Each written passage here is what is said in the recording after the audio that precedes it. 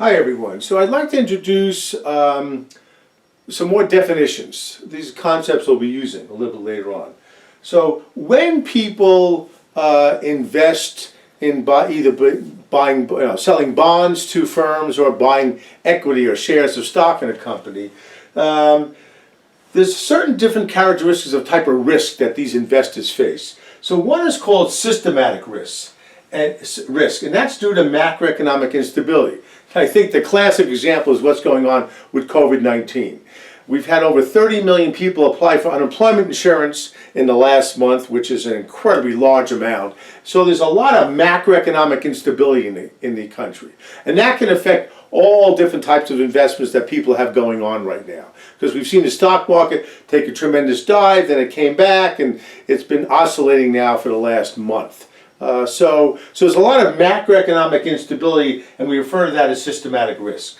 Then we also talk about diversification. We talked about that with respect to mutual funds, where you'll invest in a mutual fund, and that mutual fund may represent 100 different types of firms or different stocks. Okay, so when you do investments, you really want to diversify. You don't want to put your entire wealth into just one stock. And I'll give you an example with my dad. My dad was an incredibly successful businessman who made and lost several fortunes.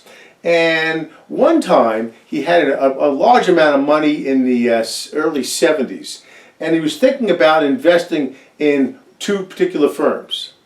And he decided to go with firm A instead of firm B. And firm A eventually went bankrupt, and he lost all this money. Now, my dad then made a lot more money. Again, he was very clever. He was very clever in making money. He was not great in investing money.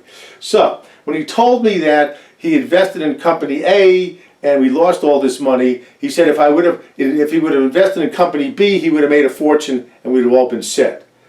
And I said, Dad, you could have gone 50-50. And that's not the way my father operated. He was all or nothing. And so he was not a big believer in diversifying his investments. Okay. Then we have something called asymmetric information. So when an individual purchases a stock in a particular company, the company knows much more about what they're doing than the actual individual investor. So there's asymmetric information that the individual has less knowledge about the firm's operations than the firm does. So whenever you do buying individual stocks, it's really in your best interest to do as much research about that firm as possible to reduce the asymmetric information. And then you have something called adverse selection.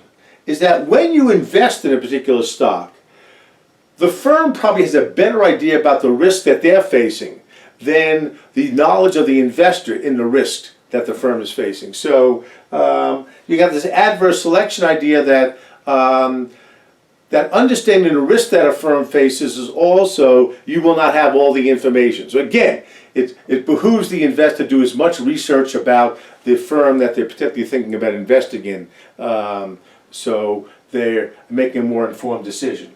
And then we also have something called moral hazard.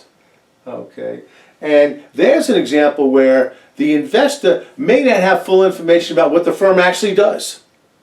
So you may buy stocks in a firm, but you're not fully aware of all the different activities that the firm is involved in. So there's all these different types of issues when you invest in a particular stock or even a bond. Now remember, a bond is safer because you guarantee the rate of return, where stocks, if you invest in a stock, the stock price may go up, the stock price may go down. So, okay, well, let's stop here.